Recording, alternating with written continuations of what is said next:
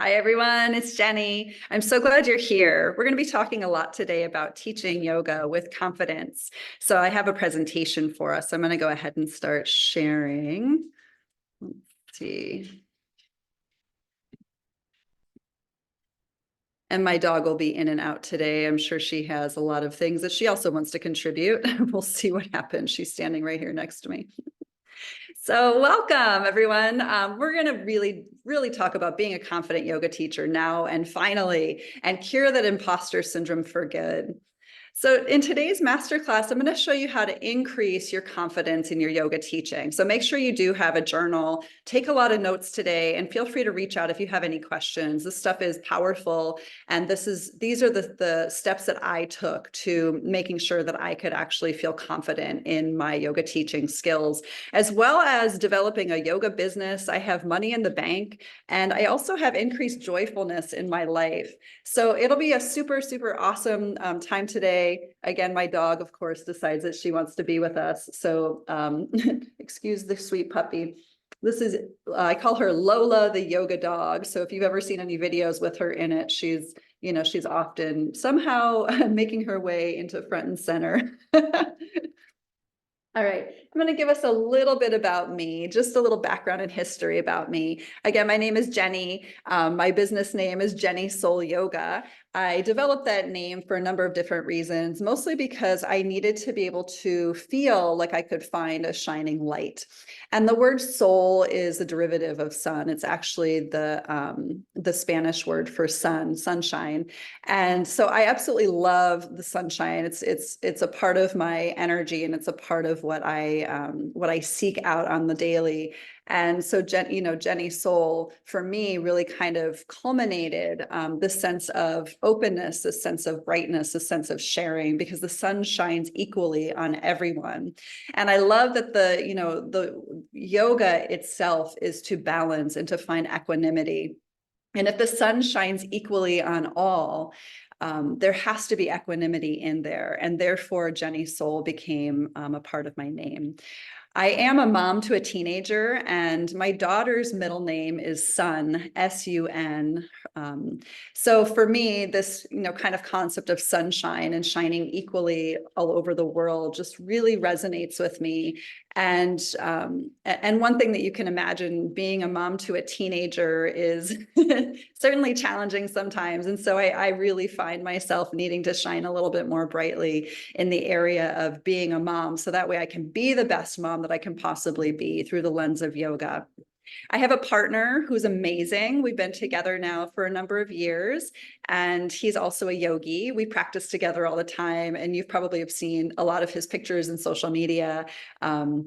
As well as the fact that he's a student of mine. And so we'll often be practicing, and he'll be, someone in the background for others to witness their practices, because it's so important for all of us to see different body styles and body types, and people who can move well and people who can't move well.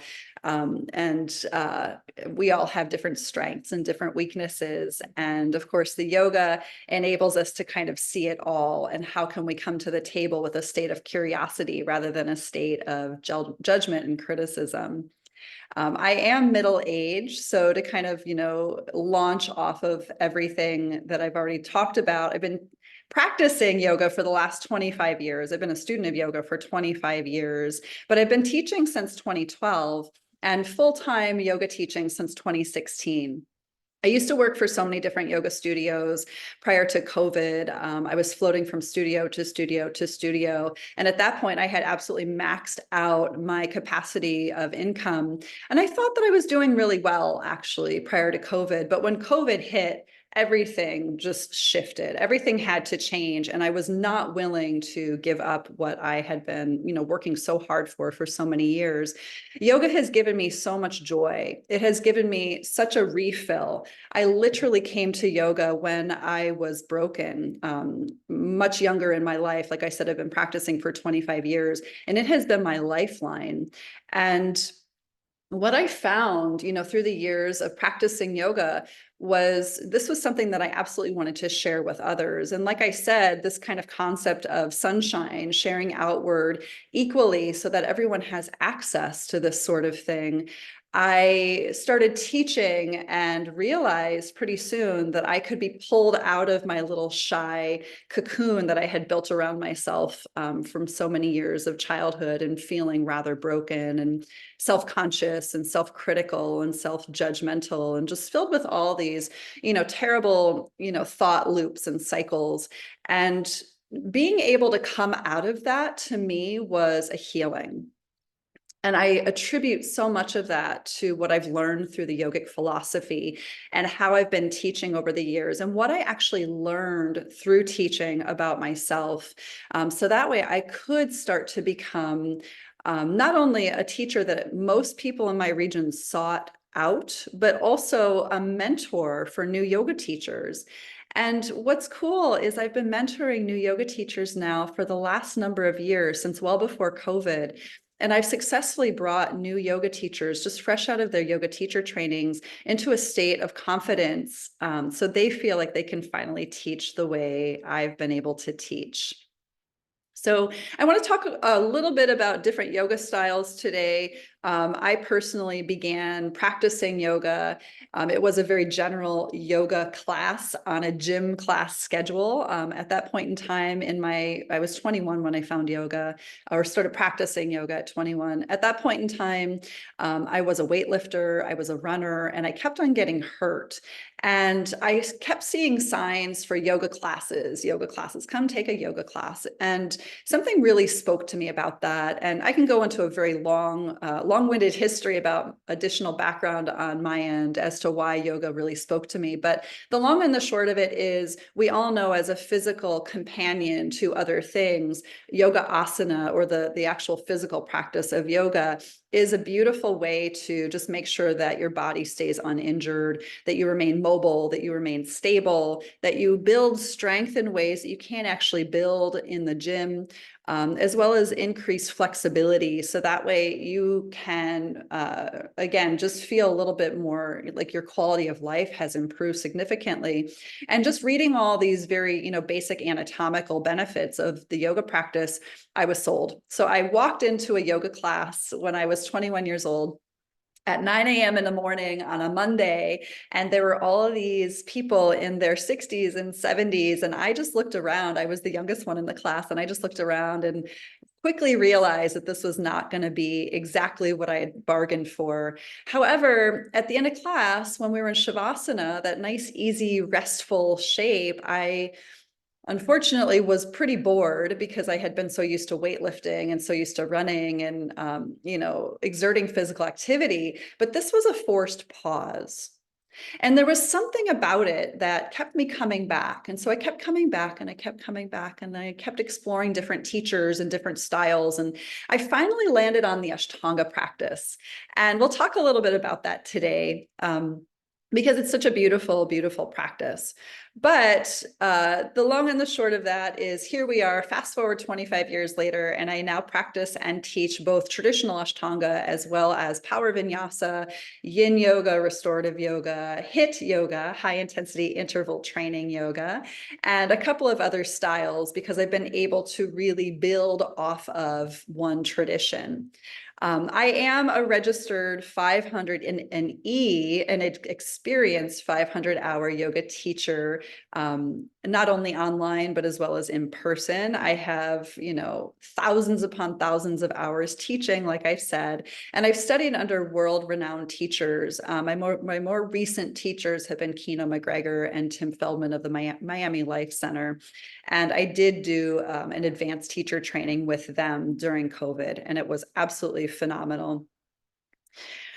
I have studied dance. I have studied other forms of movement arts in my life. I love, high intensity, kind of like kickboxing and that sort of thing.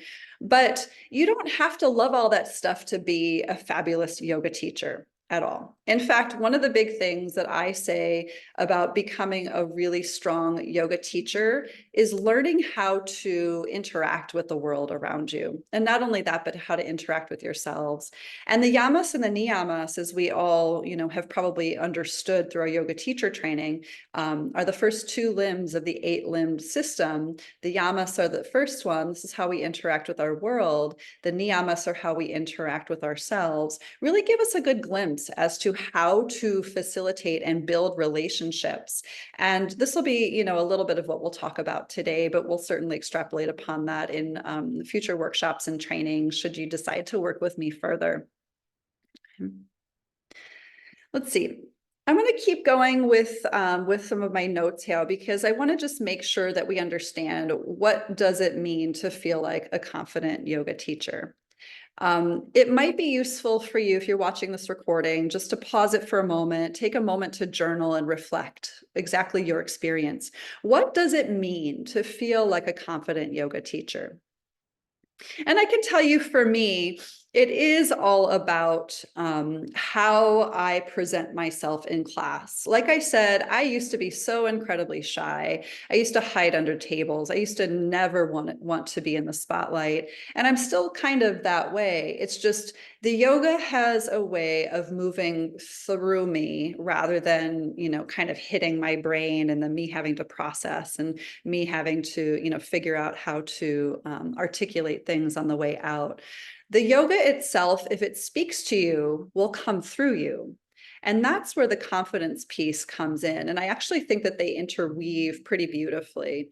But thinking about, how to build yourself up to that piece, and that's where we're going to go in just a few minutes. But I want to talk a little bit today about the fact that you've, kind of developed yourself as a yoga teacher. And if you're freshly trained, if you're a brand new yoga teacher, I'm sure you had an incredible experience with your yoga teacher training. Most people I talk to have said exactly that. Their yoga teacher trainings are absolutely phenomenal.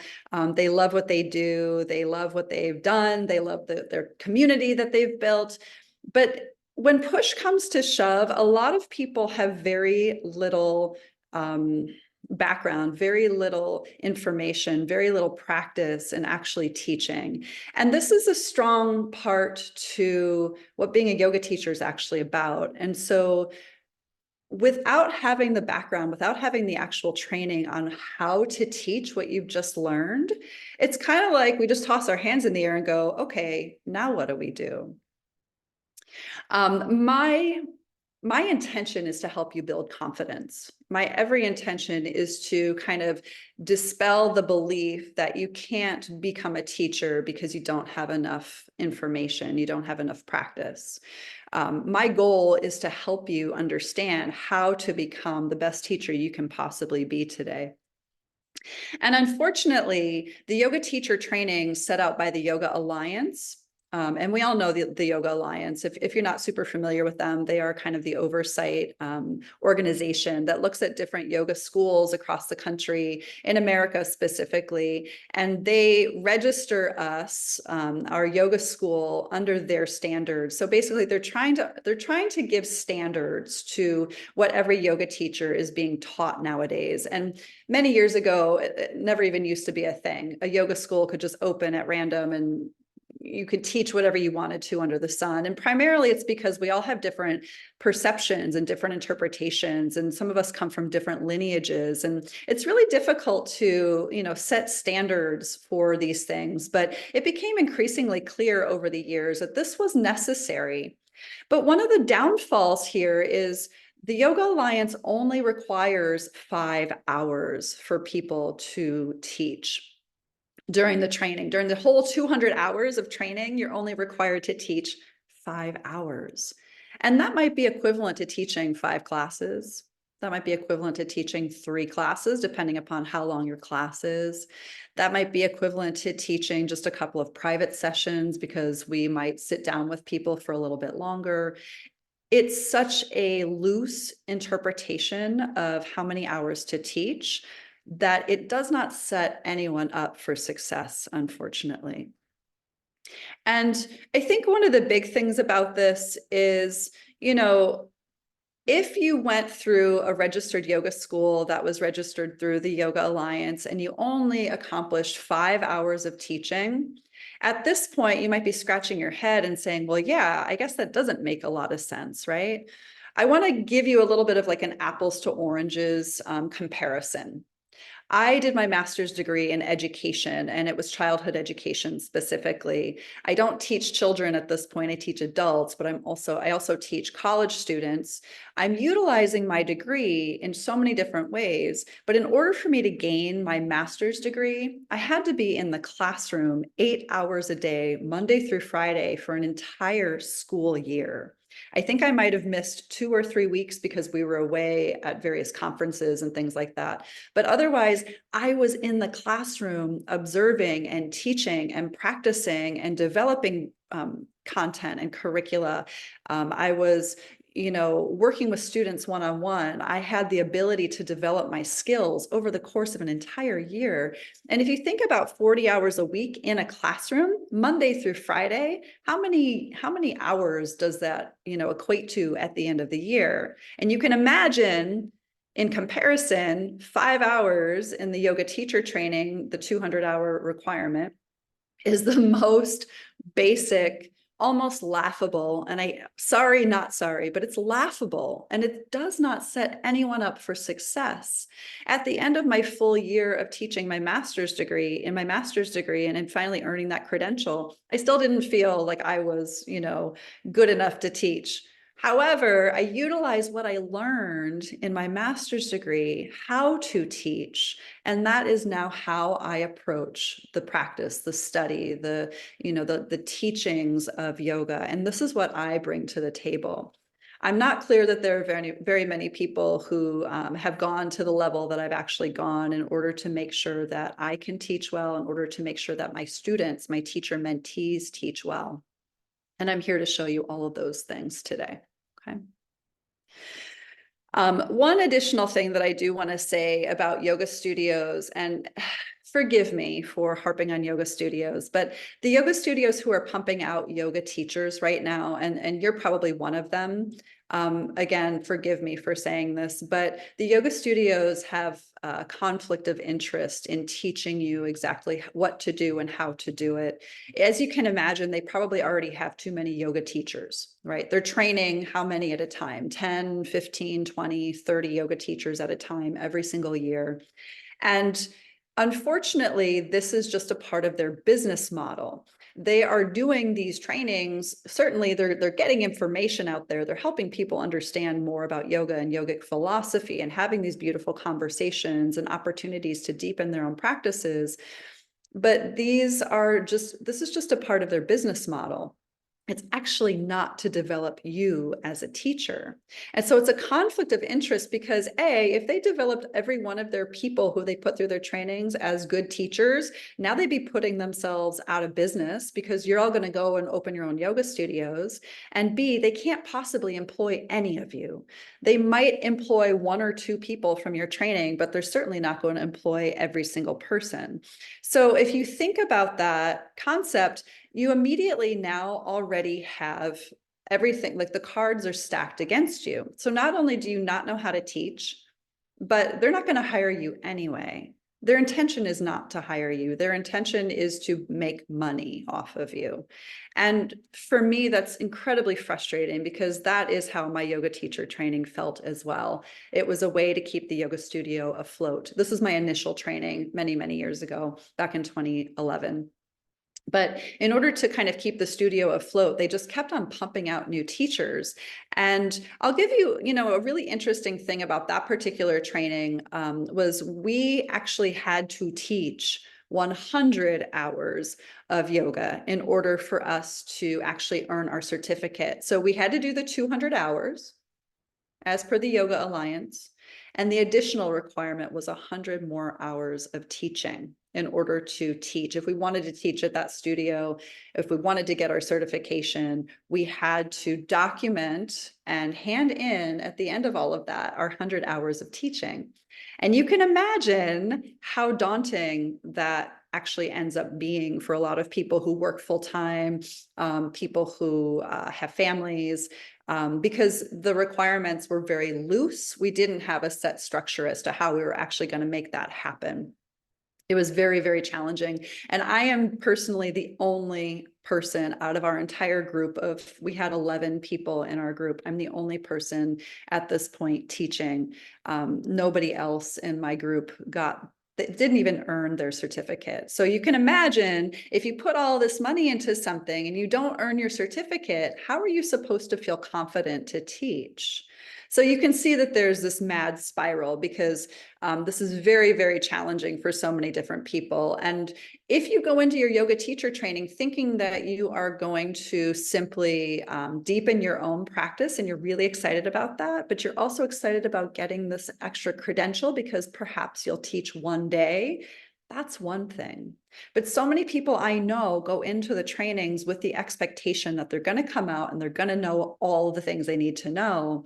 And it's just not possible. It's just not true. It doesn't matter your level of training, 200-hour, 300-hour, 500-hour, does not matter. You come out of these trainings with your head officially feeling on overdrive, like you're going to explode. You have so much content, so much information, but very little instruction on how or what to teach. So I believe that teachers should have many, many, many more opportunities during these trainings to practice teach, to teach with each other, to practice class teaching, to practice adjustments and assists, to practice articulating how to speak through a lot of like the sequencing, a lot of the cueing, looking at different body types. Because if a teacher is just standing at the front of the room, and again, I learned this in my education, my master's in education, if a teacher is simply standing in front of the room talking at you, unfortunately, I'm doing that now, but you can imagine so many eyes just start to gloss over. But it's actually when you get into the realm of practicing teaching where you can get your hands wet, where you can, really get your feet on the mat, where you can really start to touch people, where you can, and we'll talk a little bit about that in a different course, but when you start to apply what you are learning, this is where the mastery becomes more sound. And you can't apply what you're learning until you're given opportunities, and the studios just don't allow for opportunities. And this is one of the beliefs that I have as a teacher trainer. I have to give you opportunities in order for you to feel successful. I can't ask you to go out into the world and create your own opportunities. Most people don't even know how to do that. This is a marketing 101. So how can you, as a new yoga teacher, create opportunities for yourselves? The majority of you won't. And that's the simple truth. Okay. So I want to keep going. I have a lot of pieces to the puzzle here. I've just kind of covered a lot of this kind of stuff, just that you've taken the yoga teacher training, you've done your 200 hours, you're newly credentialed. It's a super awesome experience. You've gone through the ceremonies. Congratulations. So excited for you. But I want to ask you, now what? What are we doing? What are we going to be going towards? And let's keep talking about this. We've already talked about a lot of the issues. 5 hours of teaching, please just keep that in the back of your mind, because if you've only had 5 hours of teaching minimum, this is a real problem. There are many, many, many more problems too. I want to make sure that you understand the problems, because and you might even have more problems to list in addition to the ones that I've already put out there. But these are the basic problems in the industry right now, the ones that we've already discussed. I want you to be confident. I want you to be the best teacher that you can possibly be. And in order for you to really be that teacher, you really need to have not only the opportunities to teach, but also opportunities to practice. And I want to differentiate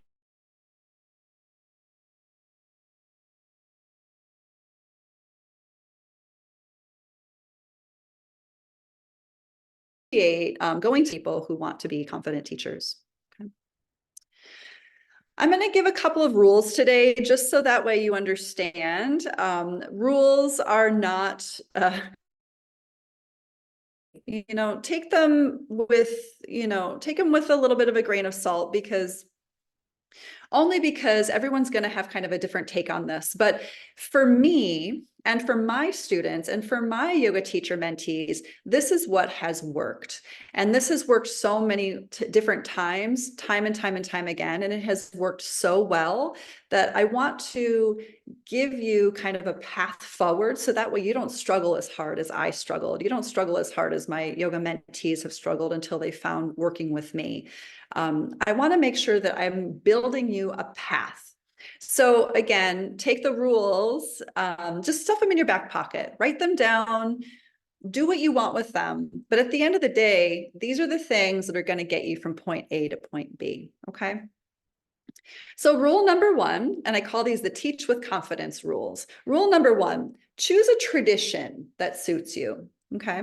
Now I want to give you a couple of examples. I've chosen Ashtanga because I found Ashtanga in the height of my physicality. I was in my 20s. I was so, I had so much energy to offer. I was a runner. Like I said, I was a weightlifter. I was in the gym constantly at that point in time. In my late 20s, I had, an infant, then a toddler. So I needed something to continuously go back to that felt like home. And taking yoga classes for me was great, but actually having a practice that I could go to time and time and time again that actually had quantification of results for me created the greatest level of depth possible. So again, I go back to Ashtanga all the time, and I'll keep kind of talking about that. Ashtanga has mastery built into it, and a lot of traditions. I'm gonna do this. I'm gonna do kind of like air quotes often during this workshop. A lot of different traditions don't build in mastery, and I'll give you an example of that. There's a tradition called Hatha yoga, and this would be more of a and I don't want to water this down. I don't want you to think that I'm watering this down or being disrespectful to tradition. But Hatha literally means sun and moon.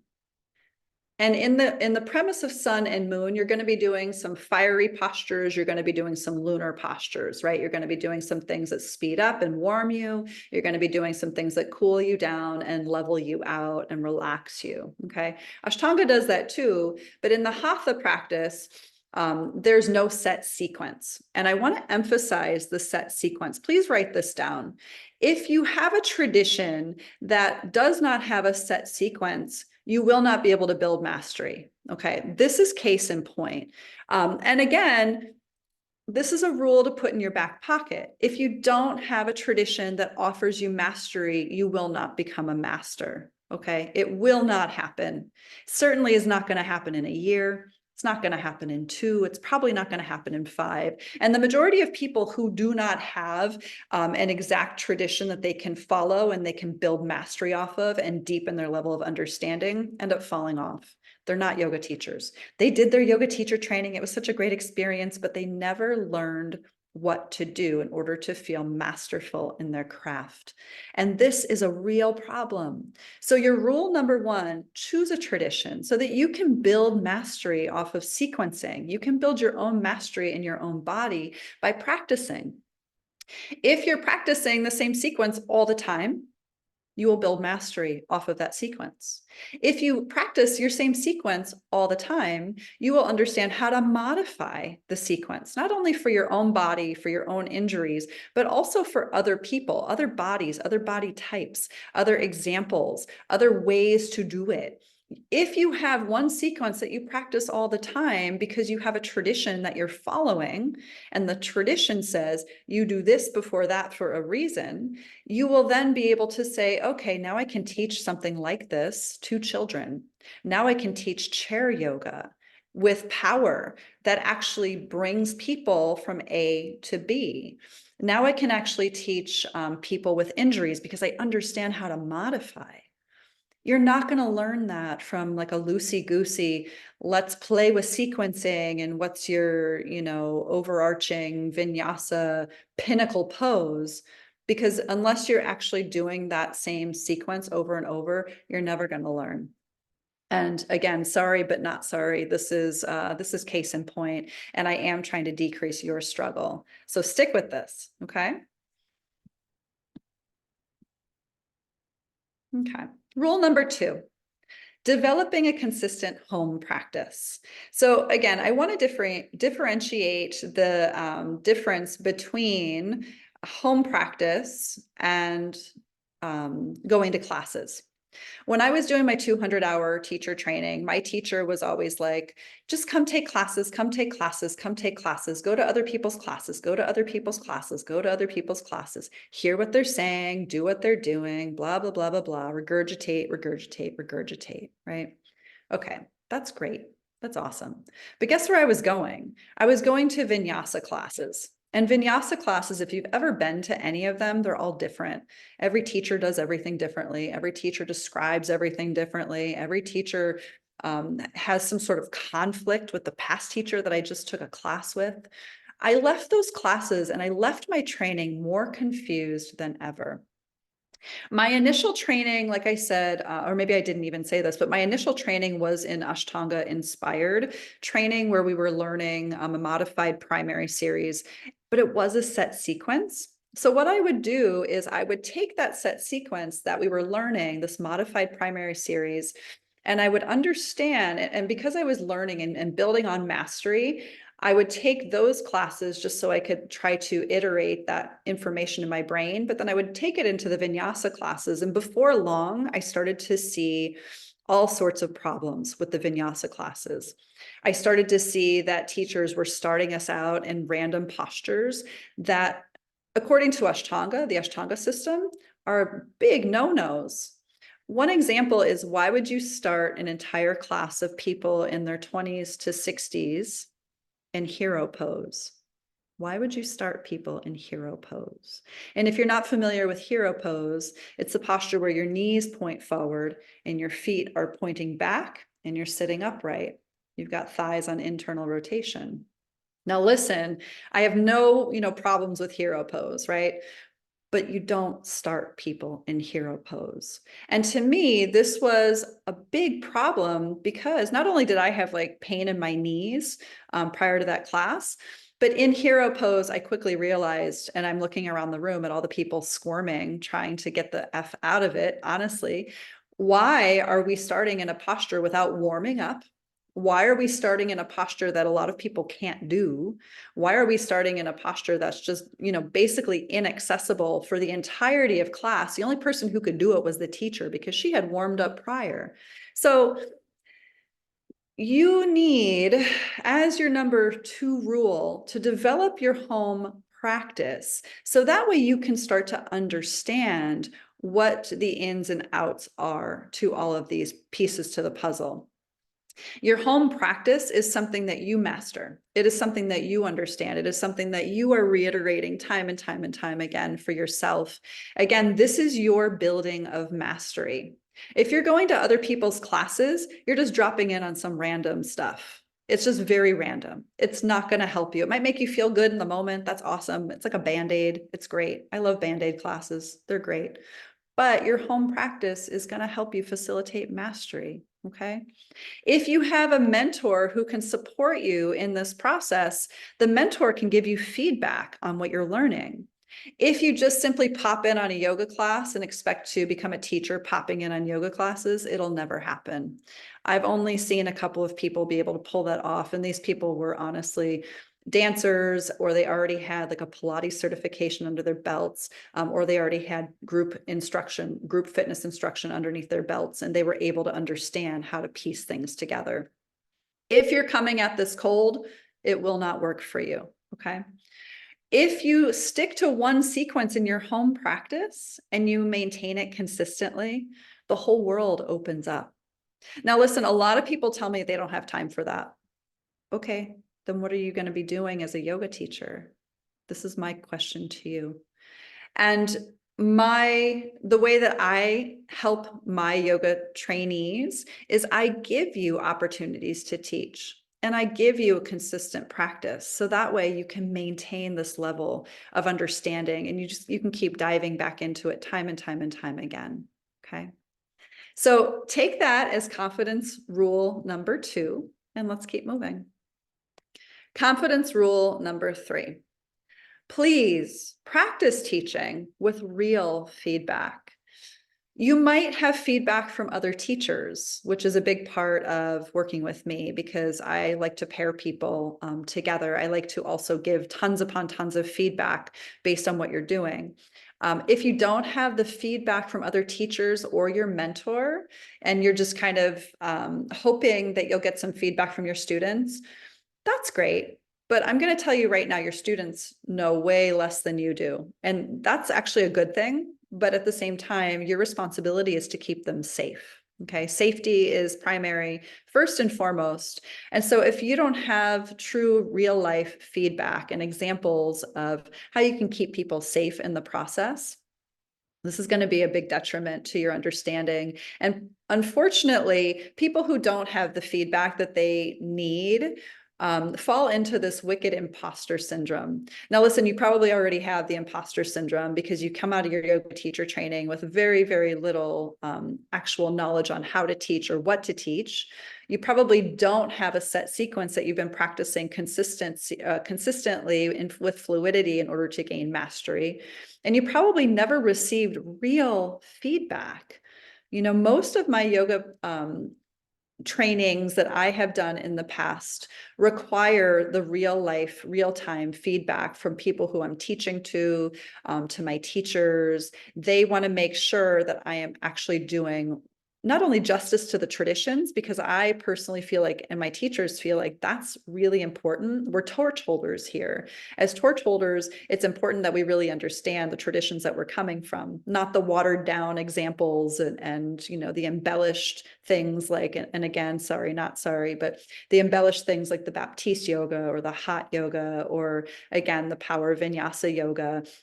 Those are things that aren't really going to facilitate any real way forward. Okay. So I'm wanting to continue to lead you down this path of understanding, and hopefully I'm giving you a lot of aha moments in the process. But with this rule number 3, actually gaining feedback will help you polish what you're doing so you can really find your teaching style. Number 1, you can find your teaching voice. Number 2, excuse me, and you can hone your skills through consistently practicing your cueing, your sequencing, verbalization on anatomy, different levels of philosophy, integrations of philosophy, et cetera, learning people's bodies, learning what to look for in people's bodies, learning how to talk with people, not talk at, not talk to, but talk with your students. So that way you build and facilitate that level of confidence, that level of trust that's so important between students and teachers. And again, with that real feedback comes greater opportunities and more opportunities to polish all of that. Your confidence will soar with this one. Okay. And let's head into the final rule, rule number 4, working with a yoga mentor to get you to where you want to be. Now, all the things that I've told you so far, you've probably written down and you're like, yeah, I can totally do this all on my own. Okay. I said the same thing. And I'm going to tell you right now, it took me years to get to a place, years to get to a place. I'm going to say it again, years, not days, not hours, not classes, years to get to a place where I finally felt confident to teach. But I had to struggle so hard and I had to learn all these things on my own. When I finally developed my own yoga practice, that's where my confidence, you know, grew enormously. When I finally committed to Ashtanga in my own practice, that's when my confidence soared enormously because I could study the tradition, I could study the philosophy, I could study those very specific things. And through that, I've been able to grow, right? I've been able to, you know, take from this thing and take from that thing and compare it, you know, compare and contrast. How do these things fit together? How do they not fit together in the context of safety for my students? And if you are trying to do all of this on your own and you work a full-time job and you have kids and you have a family or other additional responsibilities, the likelihood of you actually doing it is going to be pretty slim. Okay. So I'm here once again to remind you of what exactly you signed up for. You signed up for an enormous, beautiful increase and boost of joy, hopefully, living the life of your dreams. For me, being a yoga instructor, being a yoga professional, working with people through the lens of yoga has absolutely been such a beautiful ride. I've been able to impact thousands upon thousands of people's lives and to help them feel so much safer in their bodies, help them understand more sustainability in their practices, help them understand how to do, different asanas, different postures that keep themselves moving with strength and confidence and stability and mobility and the things that are really important, especially as we age. So I think, one of the things that was really interesting for me when I finished my initial teacher training was I looked for a mentor. I looked. People wouldn't talk to me. I don't know what it is. Yoga teachers, I think in general, we want to share information with each other, but we're just so busy trying to teach classes and hustling. The hustle is real when you take this on kind of as a full-time gig. And I want to call it a gig just for a moment because it doesn't have to be. But if you're floating from studio to studio to studio like I was, that's great because you can really build a huge following that way. You can build a lot of confidence in your teaching skills that way. You can build a strong community that way. There's nothing wrong with that. But you can imagine that people in that boat are not really people who are going to sit with you and chat with you about how you can build more confidence in your teaching. These are people who have so much to do on any given point in time, and they're up super early to beat the gym goers so that they can get their own practice in, or they're teaching really early to help people before work, or they're teaching after hours when people get home from work. So they are, typically, and like me, I was so busy teaching yoga that I didn't have time to stop, drop, and try to help others.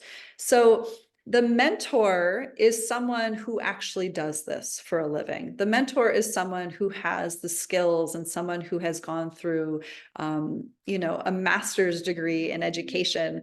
And I'm going to toot my own horn for a second because I want to let you know that if you work with me on a different level, you will be the confident yoga teacher that you finally that you had hoped to be, that you had set out to be, and you will finally feel comfortable in your own skin in front of a group of people. You'll know what to do. And I assure you that working with me will help you build your confidence to a degree that you've never felt in your life. You'll get the feedback. That will be one of the most invaluable things that you could possibly, that we facilitate together. And you'll have access to opportunities to practice teaching and to hone your skills. If you could do this on your own, you probably would have already have done it, you know? And I think, one thing for me is because I realized pretty quickly that I couldn't do it on my own, at least in the time frame that I had hoped. If you do it on your own, it'll maybe eventually work out. And I just want to say that right now, it'll maybe eventually work out. You'll start to maybe feel a little bit more confident in like 3 or 4 years of teaching like once or twice a week. If you can find a place that will actually put you on their schedule. These are all big problems, right? These are big hurdles that we have to jump through in order to get ourselves into a state of feeling confident. But if you work with a mentor, you'll get there so much faster because I'm actually here to help remove the barriers for success. Okay. So one of the big pieces for me was I had to really get clear on what I wanted. And my clarity was this blaring, like, you have to work with people to this degree. Excuse me. You have to work with people to this degree. This is something that you feel passionate about. This is something that you absolutely love. This is something that fills your cup. This is something that that helps you help others and create this beautiful ripple effect out there in the world. And I was so clear on that piece. And this is, this was the driving force for me to move forward, to becoming and honing and building myself up so that I could finally be the confident yoga teacher that I wanted to be. So I hope that makes sense for you. Okay. And I want to just pose this question. Imagine what it would be like to finally use the skills that you've just worked so hard for and live the life that you've always wanted. And again, if you're on the recording, please feel free to stop the recording and just journal about this for a few moments. Take 5 minutes and journal. Imagine what it's like. Maybe think about your vision board. If you've ever done a vision board about, teaching yoga, imagine living inside your vision board. And if you've never done the vision board experience, thinking about like, what do you want to be doing with yoga? Who do you want to be impacting? What do you want to be doing in your spare time? Because now you're a yoga teacher. What do you want to be doing with the money that you could actually be making if you were to accomplish not only the confidence, but also now understanding how to create a decent income for yourself that's sustainable, feeds your family, puts money in the bank. So many really wonderful things from this particular profession, if you can build the skills to get there. You've worked so hard to get where you're at. The 200-hour teacher training is no joke. And I'll be the first one to tell you, as much as I just, kind of said that it's a business move, it's a thing for a studio to make money off of. Yes, that is true, but they still had to abide by 200 hours of standards through the Yoga Alliance. And it's no small feat for a studio to put a yoga teacher training together. I can tell you that right now. The 200-hour teacher training, as it stands right now, according to their standards, is pretty comprehensive. But just to give you that information and say, okay, go teach, that's not what being a teacher is, okay? In my master's degree, they didn't just give me a children's book and say, here you go teach it. They gave me skills as to how to teach it. They gave me there's an acronym in education, SWABAT. By the end of this lesson, students will be able to SWABAT. And this was something that was really pivotal for me, because if I step into a class and I am trying to offer some of the concepts of the yamas and the niyamas, for example, some of the yogic philosophy, I'm going to learn that yogic philosophy on my own time, right? I'm going to study it on my own time. But then in order to teach it effectually, the swabat is what we need to be looking at. And so if you were to work with your mentor, you would not only learn all of these pieces to the puzzle, but you're also going to learn how to keep people safe. You'll finally be teaching with confidence. You'll finally have a solid home practice, because goodness knows, as teachers, it's very difficult to have a solid home practice unless we devote our time and energy to it. And it feeds like kind of the chicken and the egg, right? Like if you don't have the solid home practice, you can't teach with confidence. If you can't teach with confidence, then you probably don't have a solid home practice. So get your solid home practice under your belt, teach with confidence. You see, it totally works that way. Then you'll be able to keep people safe. You'll know what to look for. You'll know how to cue. You'll know how to sequence, okay? And you'll be able to make enough money to create a sustainable lifestyle doing what you love. So with that, I want to, again, just tell you, you will have limited, very, very, very limited problems, if not all the way down to zero. No more teacher problems, no more question in your mind whether or not you're going to be the most effectual teacher possible. Not at all. In fact, now you'll just learn exactly how to teach, what to teach, how to be effective, how to keep people safe, what your teaching voice is, what your style is, because we all have different styles. We all have a different way of moving about the world. We all have a different way of communicating with people. And finally, living the life of your dreams, just like I am. I'm sitting right now in my beautiful yoga studio in Ithaca, New York, and the sun is beaming today. I don't know if you can see it behind me, but it's a beautiful Tuesday morning, and I'm sitting in my own studio, and I love this life. I love what I do, and I want to share it with you.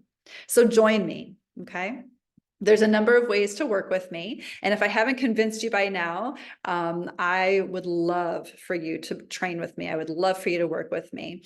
One of the biggest pieces to the puzzle is kind of this group that we put together. a couple times a year. The group is really effective.